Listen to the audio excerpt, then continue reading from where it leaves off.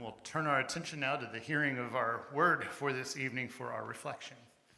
Bev's going to bring it to us tonight.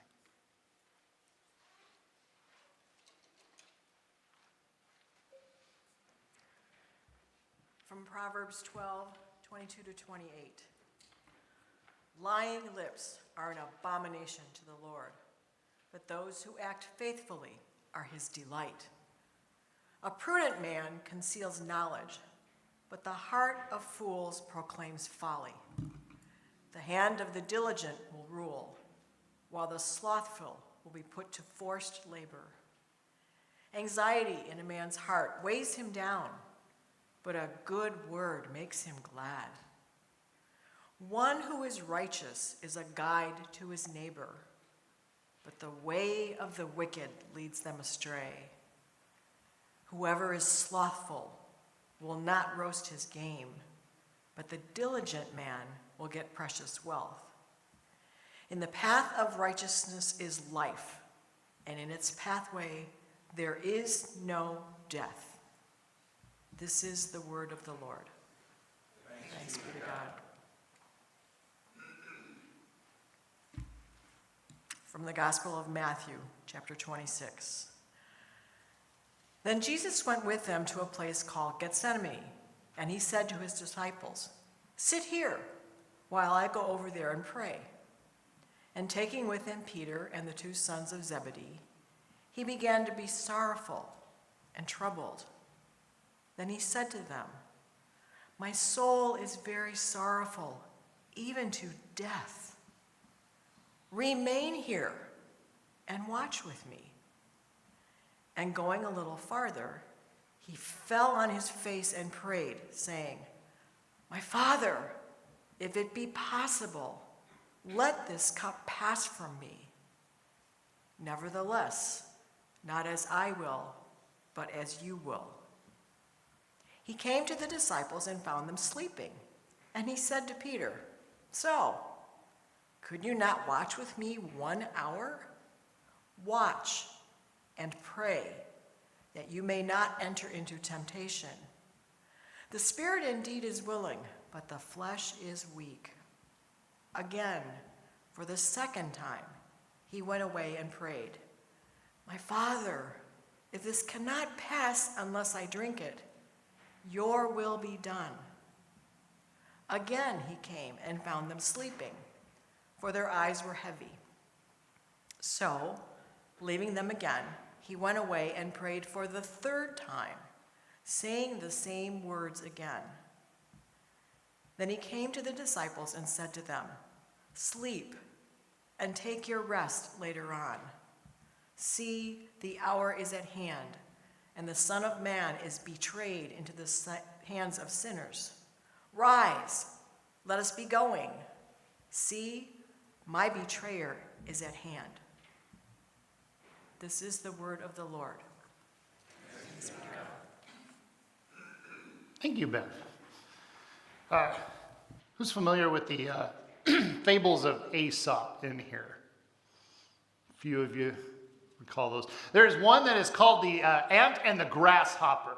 You might remember this one. It's the story where this grasshopper is out in the field. He's playing around and he sees these ants. These ants just keep marching back and forth. He sees them go. They gather their things and then they carry them back to their hole. And the grasshopper is out there fiddling the day away in the sunshine and the warmth. And finally he asks the ants, "Why are you going back and forth so much? What's the point?" And they say to him, "Well, it's getting close to winter. We've got to gather all of our food in. We're taking it in so that we're prepared when that time comes." And the grasshopper is making fun of them like, "Oh, it's such a beautiful day. You should stop and you should enjoy the sunshine, enjoy the warmth and everything." But the ants' reply to him is, "But we've got to do this work in order to be ready for when winter rolls around." You flash toward the end of the story and it comes to the time when winter has now hit.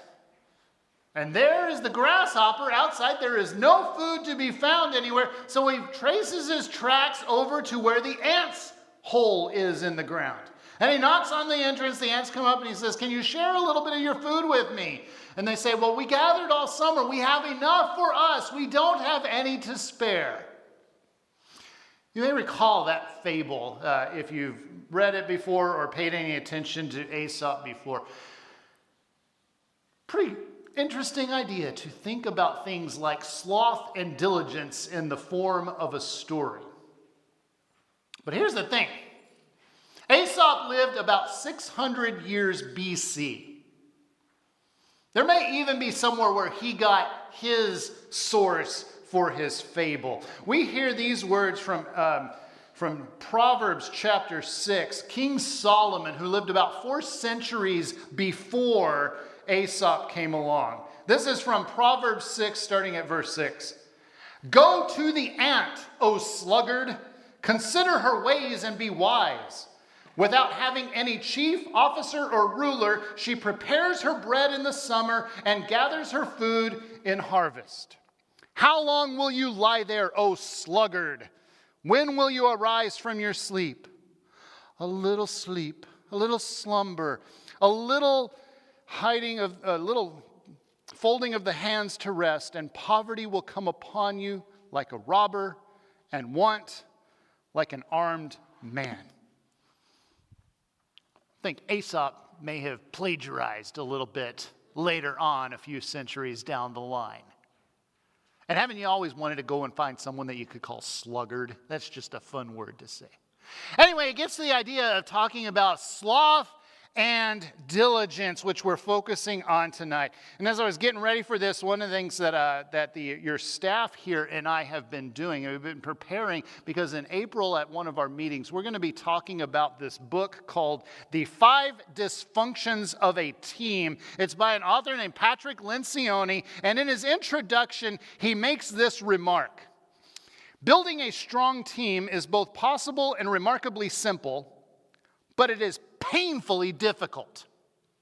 And that sounds almost like a contradiction. If it's possible and it's remarkably simple, how painful can it be to actually make it happen? Well, kind of depends on how you look at it. Because one of the things that you recognize when you get together with others and you want to accomplish something is you have a goal, and you have to determine what are the things that have the highest priorities. What should be of the highest priority? What are things that you can kind of put at a secondary level? And what are the things that go on the back burner? And the reality is, as you look at these things, they may be actually pretty easy to determine. You might be able to say, hey, we really need to focus on this. And this is something that we can conquer after we've taken care of this. So it might be somewhat easy to determine what are the priorities.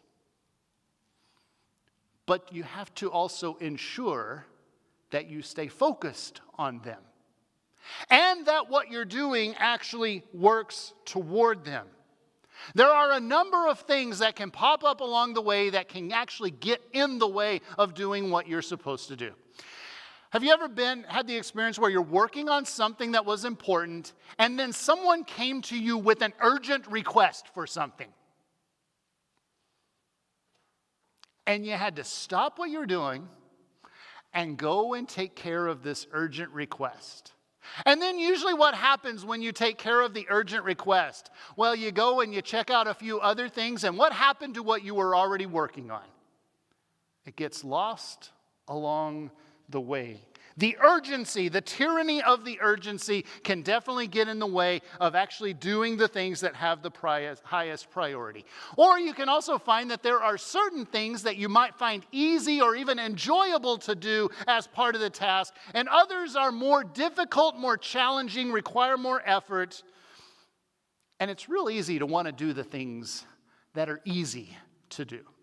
I'll use myself as an example. One of the things that I think you guys have learned about from me over the last few years, I like to do research. I like to read. I get together for something like preparing a message for you guys. I will sit there, I'll read, I will think about all the different ways that we can go with things.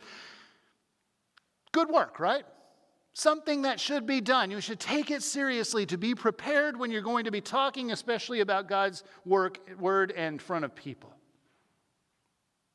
But are there times when there may be other priorities that need to be tended to? And how easy can it be to be like, oh, well, I'm really enjoying this, so I'm just going to keep reading a little bit more and letting other things pass that might have a higher priority. We're talking about sloth tonight. It's a fun word. Maybe you think of an animal down in like the central part of the world. It's also something that we are way too familiar with in our lives. Sloth is a part of our human nature. It has been around for a very long time. Solomon wrote those words about the sluggard who needs to look to the ant and get some guidance about 3,000 years ago. And it includes things like laziness. You may have caught it as I was reading those words from Proverbs 6, where the sluggard is there and he's folding his hands and saying, oh, it's time to go and rest. And maybe you have that picture of just sitting there on your couch or in your favorite comfortable chair thinking, you know what, I'd rather just stay here than do other things. And that's definitely a part of sloth. But there's, I think, a little bit more to sloth than even just laziness. It's not confined only to laziness. Because sloth is what keeps us from doing the things that God has given us to do as our highest priority. I'm going to actually say that again. Sloth is what keeps us from doing the things that God has given us to do as our highest priorities. And this is where it's actually kind of ironic. Being busy can actually be slothful. Because you can be busy about the wrong things and therefore not be focusing on the things that either should have the highest priority or make the most impact in life. Think about the father who spends all his time at work and yet neglects his family. He puts his work and his career ahead of his family. Or where you're busy doing busy work rather than focusing on things that will actually make a difference in your household or in your place of work. And maybe you should think about that for a few minutes. What are the things that you might find that it's like, hey, I'm doing this, it seems like it should be important, but there might actually be more important things to do. The reality that we face is that Satan tempts us with sloth. It's easier. It's not difficult. And a lot of times it doesn't even really look like it costs us that much. Think about that grasshopper all summer long, watching the ants, thinking, you know what, there's no cost to this. I'm sitting here fiddling away, having fun in the sunshine. You're working so hard. What's the point? And yet sloth does usually carry a high price. In fact, in the case of the grasshopper, it very likely proved to be fatal to him. And so sloth is something for us to pay attention to. And that's where we find God's corrective for sloth. It's the virtue of diligence. If we need something to get us off of our couches and into the things that are most important, we need that diligence, that virtue of diligence that God gives us as the counter to the vice of sloth. In fact, because I've already told you I'm one that likes to do research, guess what I looked up this week? The definition to what diligence means. Guess what it means? Careful and persistent work or effort. There are a couple of things as we think about that. Careful and persistent work or effort. One thing is it requires intentionality. You don't just kind of wander into diligence. Diligence means that you have to think, I want to do this. I want to have a focus on this. I need to make sure that this is something that is important. You think through what you're doing. It's important because you've looked through it and you've gone through what the other options are. You're not reacting, you're actually planning ahead. And so diligence requires intentionality. It also requires persistence. It's not the kind of thing that you do once and all of a sudden you're done.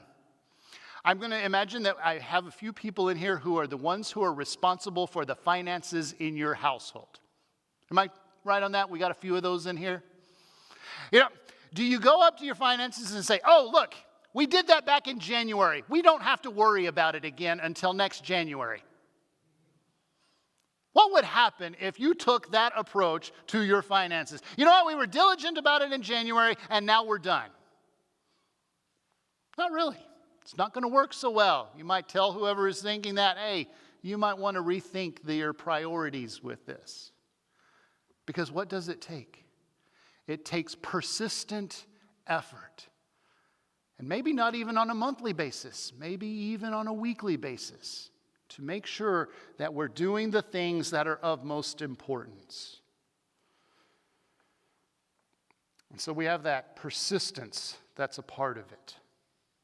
And that's where that quote from Pat Lencioni comes in from earlier.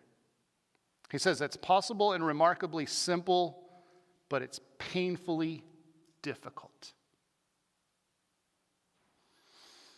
You have to agree to certain behaviors. You have to be diligent in doing them.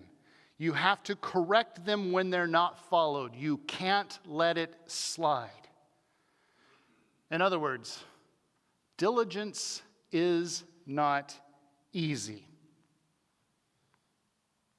And yet it's worthwhile. It's not something that we're going to all of a sudden adopt. We're not going to all of a sudden just walk into it. It involves changing our patterns, changing our behaviors, our ways of thinking, our ways of action. And yet it is worthwhile. It is worthwhile to be diligent to acquire diligence in life. But perhaps you caught that line that Jesus spoke to Peter and the disciples. When he came back from praying, he found them asleep, and he said, the spirit is willing, but the flesh is weak. We are inevitably not going to be diligent. And that's where we need a final word of comfort. In fact, there's this curious voice that occurs about a third of the way through Luke's gospel. In chapter 9, verse 51 in Luke, it says, when the days grew near for him to be taken up, he set his face to go to Jerusalem. Now you think, up to this point, for 9 chapters and 50 verses, we've heard the story of Jesus being born. Jesus was born. Jesus growing up in the temple. We hear that at the age of 12. And then we see him start to go out. He's teaching. He's preaching. He's healing people. He's doing miracles. And as he's doing all of this, people are coming to him. They're hearing him talk. They're drawn to him. It's like moths to a flame almost. They're coming because they hear what he's saying. It's making a difference in their lives. They know that what Jesus is saying is important. He's teaching like no one has ever taught them before. Be kind of nice to keep doing that if you're Jesus. After all, this is something that's making an impact in people's lives. It's making a difference to them. They're getting to know more about their relationship with God. They're seeing that God is at work among them. But that's not the main priority for Jesus. That's not what Jesus exclusively came to accomplish. After all, if you think about it, we can read through the Old Testament and find prophets and spokesmen for God that did some of the very same things. We see it with the apostles that came after him. These are things that not only Jesus did. Jesus set his face to go to Jerusalem because he came for something even greater than that. And he was diligent in walking toward the cross because only he could win salvation for the people of the world. Our diligence could never get us there. And because that was such an important thing for him to do, it tells us, as it says there, Jesus set his face toward it. All of that popular work of healing and teaching and preaching was good to point to who he was, but he came for something even greater than that. No sloth, but diligence to accomplish the task that only he could. And because of what Jesus accomplished for us, you and I are now covered with his salvation. His diligence in walking to the cross and in rising from the dead means that even though our flesh is weak, we are still covered by his perfection for us. And so we rest in his diligence for us. We rest in the given, continuing, ongoing forgiveness of what Jesus accomplished for us. Because he's not just forgiven us of the things that we do. We rest in that state of forgiveness that he has secured for us. And that's why we actually work in our lives to practice diligence. The author of the letter to the Hebrews puts it in a very clear way. Just like Jesus set his face to Jerusalem, we are encouraged to fix our eyes on Jesus. We turn to him for the things that only he can provide. Forgiveness, a restored relationship with the Father, life forever with him in the new creation. And we're diligent in giving him thanks for what he's done. And when we look at the diligence that he had for us, we look in our lives to battle against our sloth with diligence. And so may that diligence in your life be part of how you grow as a disciple, reflecting the diligence of Jesus, who has made you his own through what he accomplished for you. In the name of Jesus, amen. And now may the peace of God guard your hearts and souls and keep you in true faith to life everlasting. I invite you to stand as we join in our prayers.